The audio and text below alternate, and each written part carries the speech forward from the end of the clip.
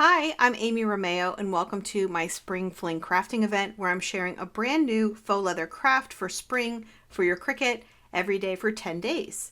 In today's video, I'll be showing you how to make these really cute spring bee bookmarks. I have two different designs for you. These are made with faux leather on the bottom and heat transfer vinyl on the top. Super easy and fun to make. I have these SVG files in my shop if you want to craft along with me, and I'll leave a link for you. Before we get started, let's talk about the tools and materials we'll need to make these projects. So I'll be using my Cricut Maker today, but you can make this project with any of the current Cricut machines because they all cut faux leather with the standard fine point blade that's included with your machine. Now the faux leather that I'm using for the base, I'm basically using any fun spring print. I chose yellow based patterns, but you can use anything you'd like for the bottom. This one has kind of a leaf and a little bee pattern. On the bottom of this one is a little polka dot pattern. And then this honeycomb that you see is just from heat transfer vinyl. So there's so many pretty prints. These are all from my favorite faux leather supplier, and I'll leave links to these for you. But really, you can use any faux leather you'd like for the bottom. It doesn't have to be yellow. And then the heat transfer vinyl I'm using some black, some white glitter heat transfer vinyl. This is Caesar brand, which I like working with, but whatever you want to use. And then kind of a yellow color. So again, the choice is yours. I'll be cutting my faux leather with my purple strong grip mat and my heat transfer vinyl with my green standard grip mat. I'll be using my Easy Press Mini to press the heat transfer vinyl onto the faux leather, but you can use a regular Easy Press if that's what you have. I have a heat pressing pad.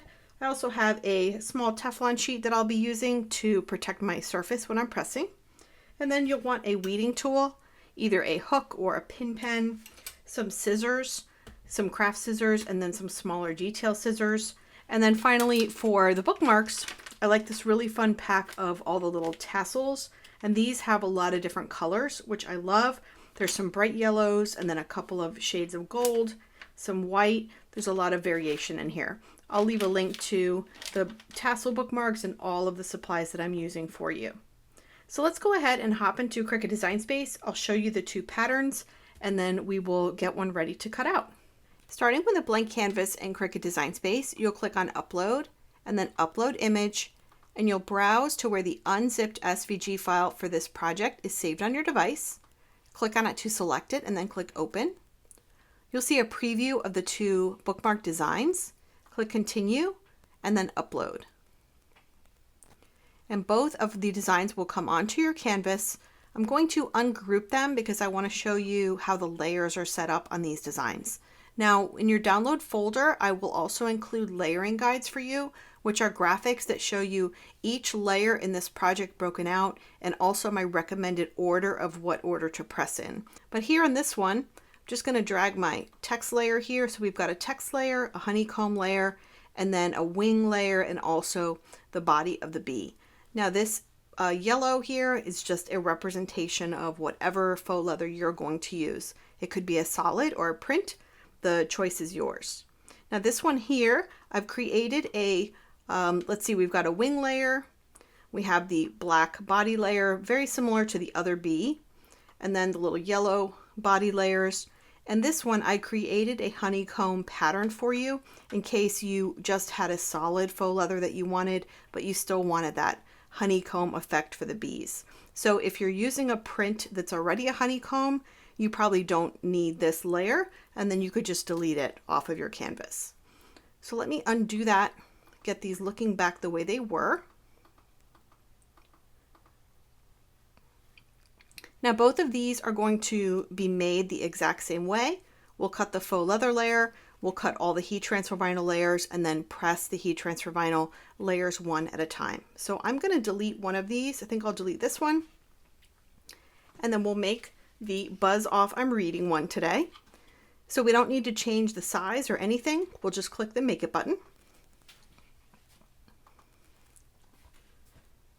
We're cutting our materials on a mat. The first thing you'll want to do is go through each of the mats on the left-hand side and toggle that mirror button on because faux leather and heat transfer vinyl both cut in reverse. So once you've done that, I recommend dragging each shape away from the edges of the mat just a little bit. I'm going to click on that and do that for every mat. I'm also making a note of what size vinyl I need to put down on my mat to be able to cut the shape completely. This is great for using scraps because so many of these vinyl pieces are really small. Here's my faux leather layer. Again, I'm just dragging it away from the edges. So once you've done that for all of the layers, go back and find the faux leather bookmark layer and then click continue. So for the faux leather layer, I'm going to use this faux leather paper thin setting. If you don't have this setting bookmarked as a favorite like I do, you can click on browse all materials and search for it. If you're using the Explore Air 2, you'll need to turn your dial to custom before you can find this setting when you search. So faux leather paper thin, we're going to choose more pressure. That's important. It's going to help us get good cuts. And this is a reminder that we're just using the regular fine point blade that comes with your Cricut. Now for each of these other vinyl mats, you'll want to use the manufacturer's recommended cut setting for the brand and type of vinyl that you're using. Okay, so let's hop back over to my overhead camera. We'll start to cut out all of the mats for our bookmarks so we can assemble this project. So I've already trimmed a piece of faux leather down to a size that I saw in the mat preview screen where my shape will cut out completely, but there won't be a lot of excess. And that's because the smaller the piece of faux leather we put down on the mat, the better the cut we're going to get, because we'll be putting some tape around the edges and it's really going to keep our material from shifting while it's cutting. So this is a really fun honeycomb print and I'll leave a link to this for you. I think this is super cute and perfect for a bee bookmark. So I'm going to turn this over and put it pretty side down right in that spot I saw my shapes are going to cut from in the mat preview screen. Now I'll just use some blue painter's tape, tape this down on all sides. What's great about blue painter's tape is it doesn't leave any residue on your mat or on your material, and these pieces can be picked up and reused quite a few times before you need to throw them away. So we have our faux leather paper thin cut setting with more pressure all ready to go. So I'm going to load my mat into the machine and then we will begin the cut. But before, I just wanted to mention that a nice thing you can do with bookmarks is you can put some heat transfer vinyl on the back and that gives them a nice finished appearance. Now what I did with these is I pressed the heat transfer vinyl first onto this smaller piece of faux leather. I pressed it with my Easy Press Mini. This is some foil iron-on Cricut brand, but you could use any heat transfer vinyl you'd like. And if you're interested in seeing how to do that, if you watch my very first Spring Fling video about the Spring mini basket, you'll see how I apply heat transfer vinyl onto the back of faux leather. So you can do that first if you'd like, or you can just leave the back plain. So we'll load this and cut.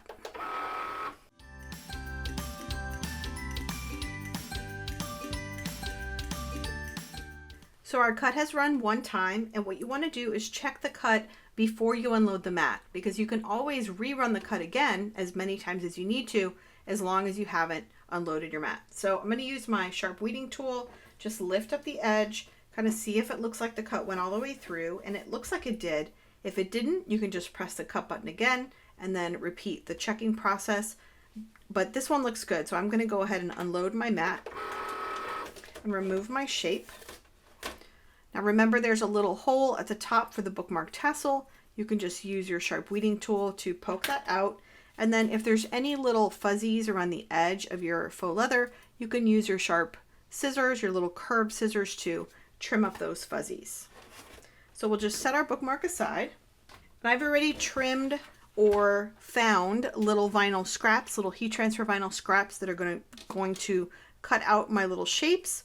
So I'm going to start by going back to Cricut Design Space and just cutting out each of my heat transfer vinyl layers in order, one at a time. And then I will weed away the excess, and then we will be ready to press.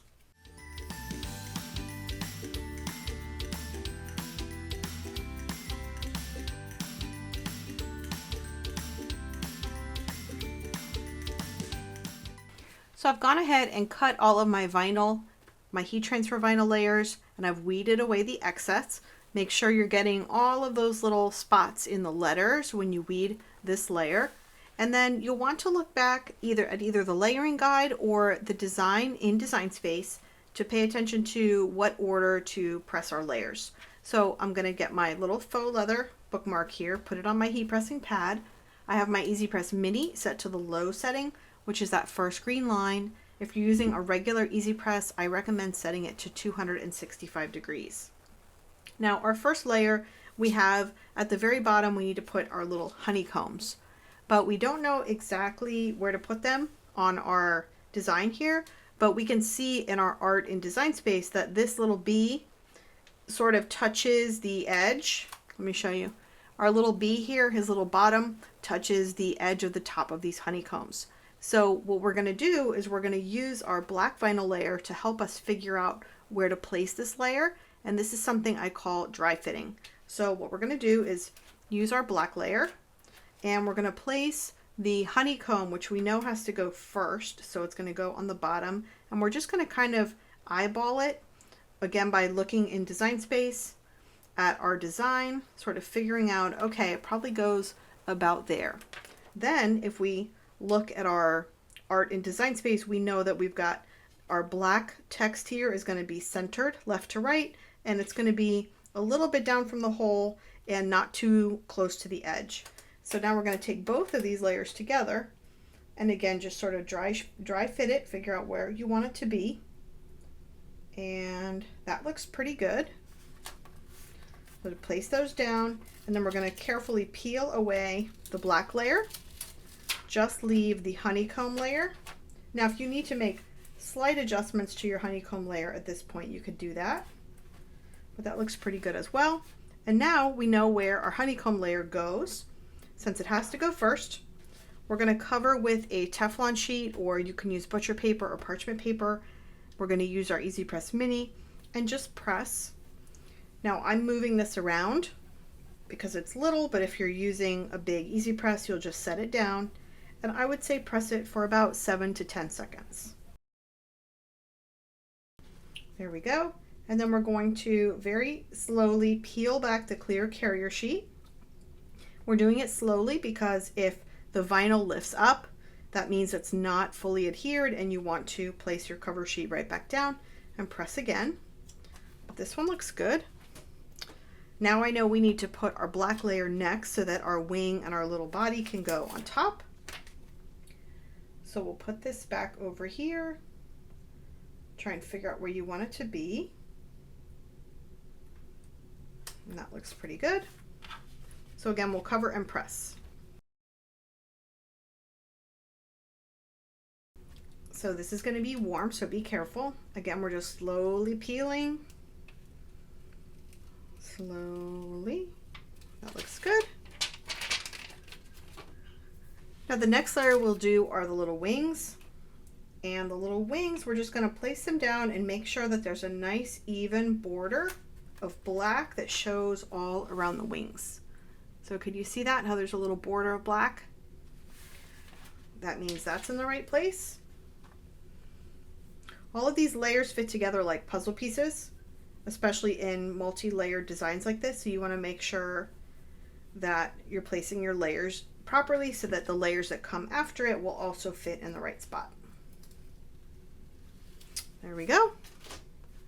And then the last layer, we just need to fit our little bee body here. Should fit right in between the little wings.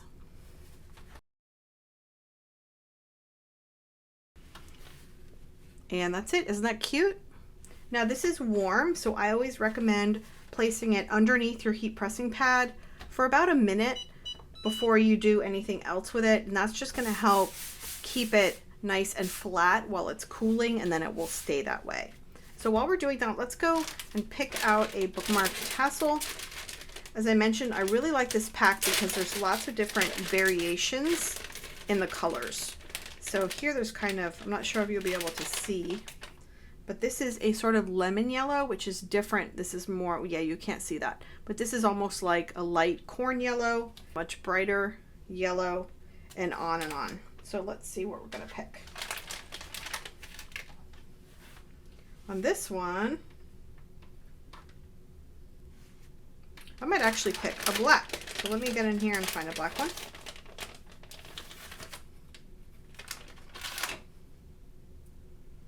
And that one looks pretty good. It has one little random fringe here.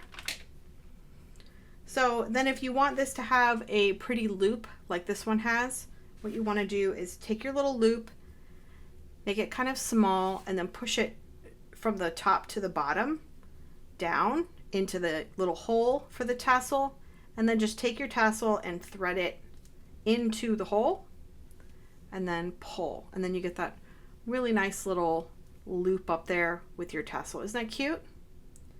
So here's another look at both of the bookmark projects. They're going to look different depending on the colors you choose and the faux leather you choose. So this is really fun for spring. I hope you enjoy this project, and I can't wait to see the bee bookmarks you make yourself. Thanks so much for watching, and I'll see you in the next video.